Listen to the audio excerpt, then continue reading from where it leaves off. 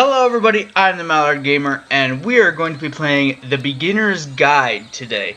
I know I said in my video I was going to play Rake, but I was scrolling through Facebook one day yesterday actually, while I was at work, and I saw a friend of mine had posted a video on this game, saying that it was a really cool game. The story was interesting, so I thought, you know what, instead of jumping straight into the scares and whatever, I'll play a slower game that has a better story to it, just because I love those type of games, like To the Moon. I don't know if I'll ever be able to play it. I wish I could, because I love that game. It hurt me right in the feels. Everything about that game is awesome. But I mean, I can't play it because I like going into those kind of games blindly, so I could experience all those emotions with you all. So maybe if I end up forgetting about what happens in To the Moon, I'll play it, but for now, I can't. So anyway, let's get into it. Let's go. Make sure audio is on. Check. Speaking of audio, if it's bad right now, I don't have my headset. I moved. I don't know where my headset's at. I'm going to move again, so I'm probably going to lose my computer. Well, maybe that's for the best. I don't know. We'll see. Hi there. Thank you very much for playing The Beginner's Guide. Hello. My name is Davey Reedon. I wrote The Stanley Parable, and while that game tells a pretty absurd story, today I'm going to tell you about a series of events that happened between 2008 and 2011. Wow. We're going to look at the games made by a friend of mine named Coda. Okay. Now, these games mean a lot to me. I met Coda in early 2009 at a time when I was really struggling with some personal stuff, and his work pointed me in a very powerful direction. I found it to be a good reference point for the kinds of creative works that I wanted to make. So just to start you off, this is, I think, the first game he ever made. It's a level for Counter-Strike. You can walk around here, by the way. And mostly it's just Coda learning the basics of building a 3D environment. I think I know this level. Is that even though he starts from the simple aesthetic of a desert town, he then scatters these colorful abstract blobs and impossible floating crates around the level. And of course, it destroys the illusion that this actually is a desert town, and instead this level becomes a kind of calling card from its creator. It's like a reminder that this video game was constructed by a real person. I always like that. Wonder, what was going through his head as he was building this? This is what I like about all of Coda's games. I mean, not that they're all fascinating as games, but that they are all going to give us access to their creator. I want us to see past the games themselves. I want to get to know who this human being really is. And that's exactly what we're going to do here. Okay. So, it's 2008, Coda starts making these games, and he never releases any of them. He doesn't put them onto the internet, he just makes them and then immediately abandons them, and they sit on his computer forever. And I think he really understood this image of himself as a recluse. At one point, he jokingly renamed his computer's recycling bin to Important Games Folder. So, you know, this was just how he worked. He tended to crank them out one after the other without even really pausing to try to understand what he had just made, until suddenly one day, he just stopped. In 2011, that was it. He made his last game, and then he hasn't made another one since. Sounds familiar. And that's why I've taken this opportunity to gather all of his work together, is because I find his games powerful and interesting, and I'd like this collection to reach him, to maybe encourage him to start creating again. And if the people like you who play this also happen to find his work interesting, then I'm sure it'll just send that much stronger of a message of encouragement to Coda. So thanks for joining me on this. If you have a particular interpretation that I haven't mentioned here, or if you just need to get in touch, you can email me at daveyWreden@gmail.com. Okay, that's about it for introduction. Let's take a look at Coda's first proper game. Let's do it. As each game is loading, I'll show you the date that it was completed. This first one was made in November 2008. All right, let's go. November 2008. This is cool. I like this already. All right, let's do it. Warren. Oh, God. Back to it. Okay, I'll go. This game is called Escape from Whisper, and it's one of the more generic games you'll see from Coda. All right. Cool. That's fire, so I'm assuming don't go that way. Alright, so we're just jumping right into it.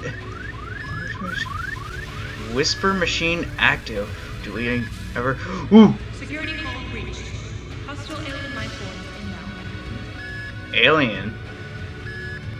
It kind of looks like this game was abandoned mid-development. Oh. For instance, you have this gun, which you'd think would indicate that there are supposed to be monsters or enemies somewhere, but then clearly there are no enemies anywhere. You can't even reload the gun when you run out of bullets. But ultimately, we don't really know. Maybe Coda thought that actually it was complete the way that it is. And I think that we should talk about his games for what they are, rather than for what they're not. Good point. Enemy force neutralized. Begin ship evacuation. Alright, so there's no enemies, so nothing's gonna jump out and scare me. That's cool. The universe from this room. Ah, oops. Oh well.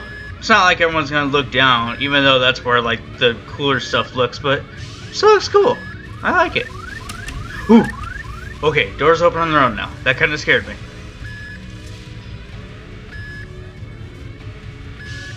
Apparently, this space station has a labyrinth on it. Sure, I don't know. Yeah, there's really no reason for it that I've ever been able to discern, so in the interest of time, I'm just gonna skip you on past it. Oh, okay. Thank you. Thank you, because I'm horrible at mazes. Okay, this is the part that's interesting.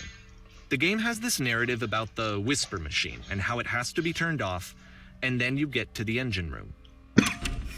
Okay. Ooh. Hey, interesting. You there, in the engine room. You could save us all. Is that right? That beam is powering the Whisper machine. It started by introducing a great enough heat signature. If your body could stop the beam. Alright. It's I suppose if I gotta. all of our lives. Would you do it? Could you give yourself? Nope. Fuck you. Just kidding, I'll do it. Maybe. This looks painful. Ow! Oh. Let me pause here for a second. That was... What you just experienced, stepping into the beam and then dying, is probably what Coda had initially intended when he was developing this level. Okay. But when he first compiles and plays it, something goes wrong. There's a bug somewhere. And this is what happens instead.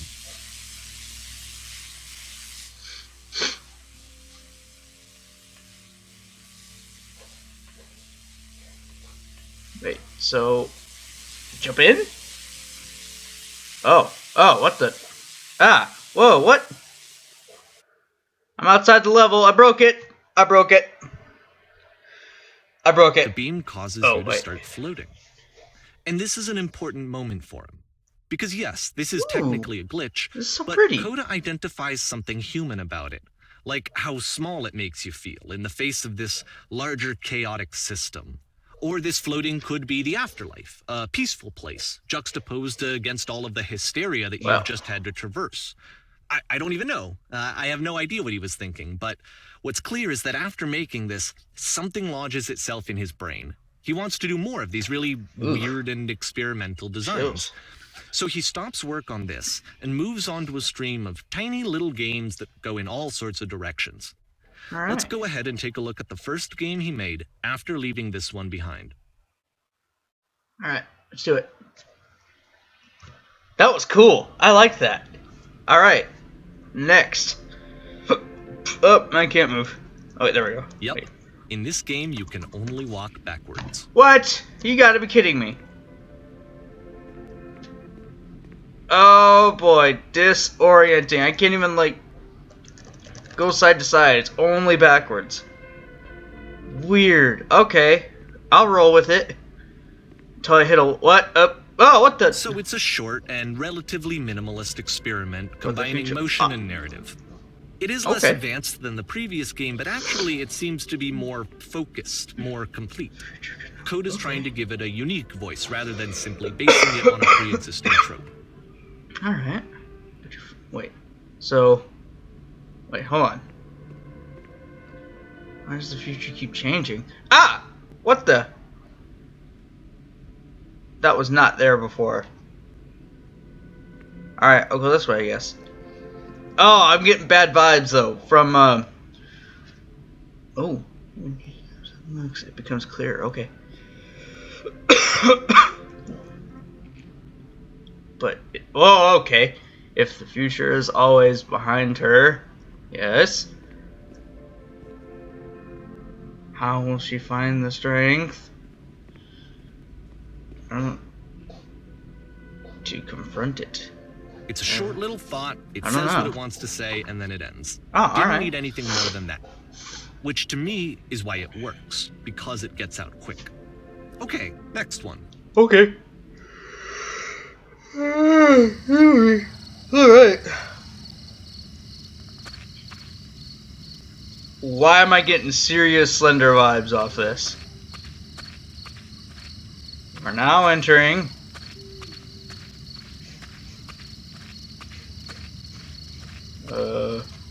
And that's it.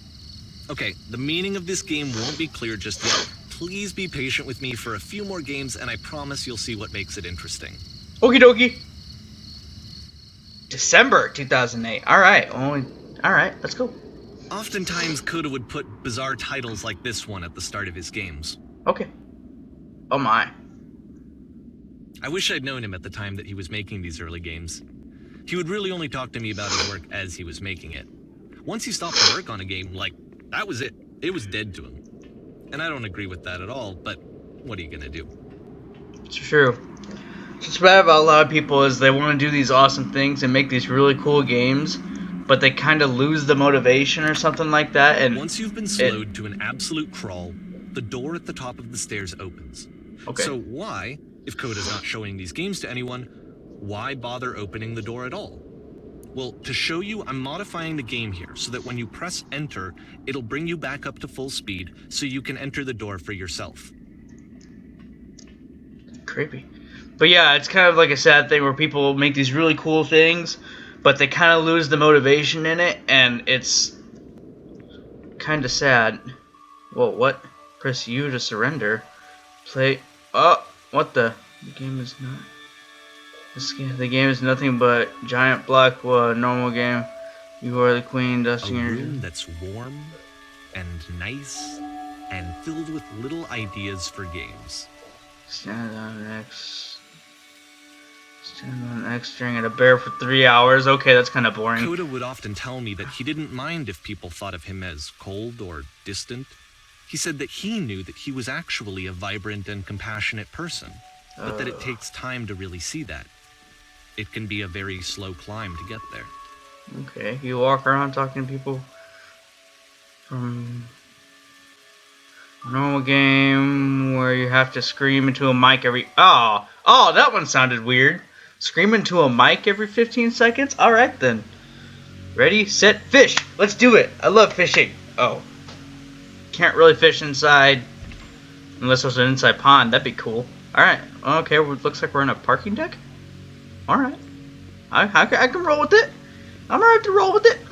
If I can, like, speak without dying, that would be lovely. Alright, ooh. Well, this is new for Coda. It's an actual puzzle. A puzzle? Go ahead and see if you can solve it. Lever?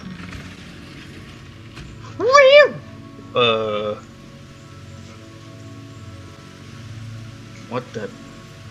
Wait. Oh, Lord.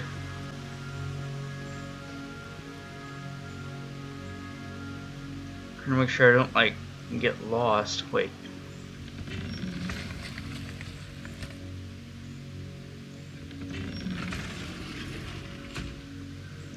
Wait. Just E. Pressing E. There's probably a lever in here somewhere that I just can't see. It's so dark. Uh-oh. This is where my stupidity comes out. I'm bad at puzzles. I'm so bad at puzzles. Like, oh my god, so bad at puzzles. Wait a minute.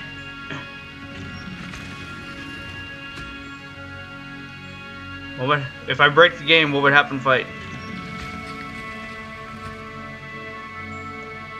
Aha!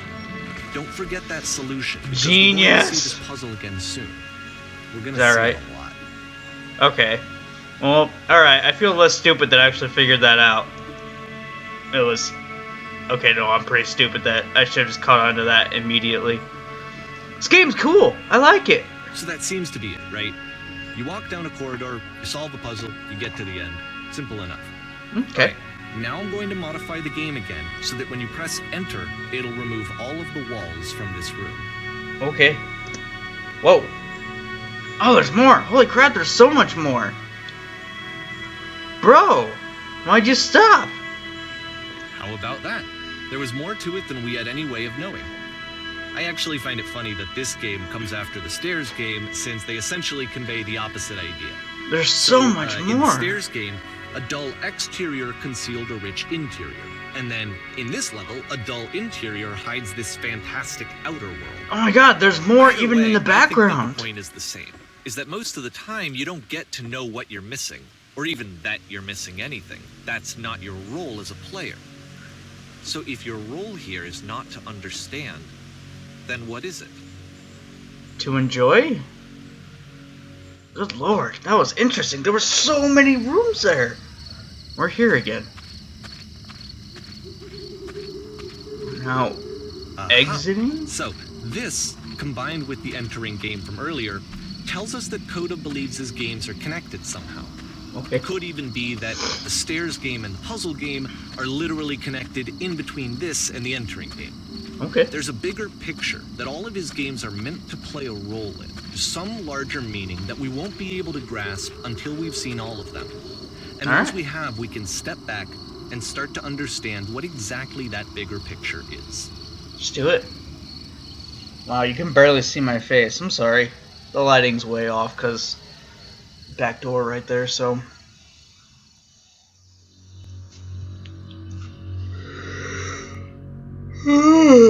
I'm sorry.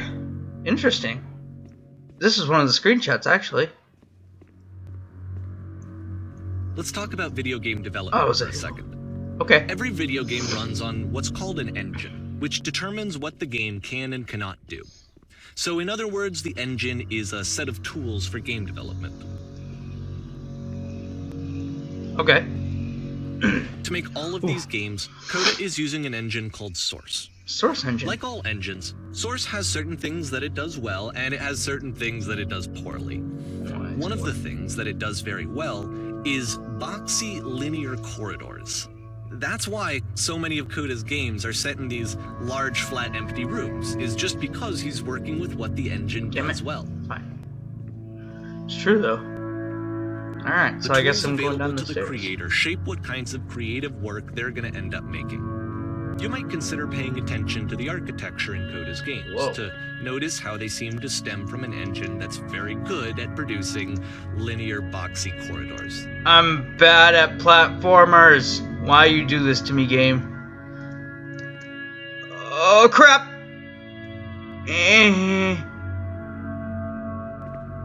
Ah! You too, game. Stupid. I hate platformers. Gate just randomly opening into what looks like a cow holder thing. This looks weird. I don't like it. Okay.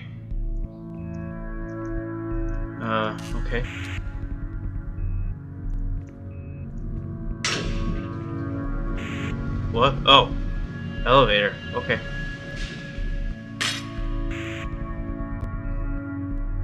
This way? Nope. This way? Nope. Oh. Derp. This I'm was in jail! Funny enough, in Coda's original design, the door stayed shut for a full hour before letting you go. God. If you don't mind, I think we're gonna skip that. Yeah. This Jesus. is something that he and I used to argue about a lot. You know, whether a game ought to actually be playable, whether it means anything if no one can get through it. And I would always defend that, you know, all this work goes into the game, why not make it playable and accessible? And so we just got into heated arguments over it, and there was one time that after one of these conversations, he went home, and a day or two later, he sent me a zip file entitled Playable Games that was full of hundreds of individual games, each of which was just an empty box that you walked around in and nothing else. Sounds legit. I played every single one of those just to find out if there was like a gag hidden somewhere. there wasn't. Aw, that'd be funny. Doesn't seem like the kind of guy that Coda is, though. He seems very serious and kind of, I don't know. Ooh, pretty. Reminds me of, oh, what game? Uh-oh. It's the puzzle again, with the exact same solution as the last time. Yeah. I have a feeling that this is gonna There's like still no bug clear one day. indication of what makes this puzzle so special that Coda is going to return to it over and over. But I promise I'll share with you my interpretation very shortly. Okay, that might be good, because while that puzzle is interesting at first, it later becomes kind of weird. I think I'm going to break this part here, because I think it's been about 20 minutes. I'm going to try to give you unedited parts, because a game like this doesn't really need to be edited. So, I'm going to go ahead and break the episode here. Like if you enjoy, let me know if I could do anything better. If you want to see a little more, shoot me a subscribe, because there's going to be a lot more coming. Alright, I'll see you all in the next video. Goodbye!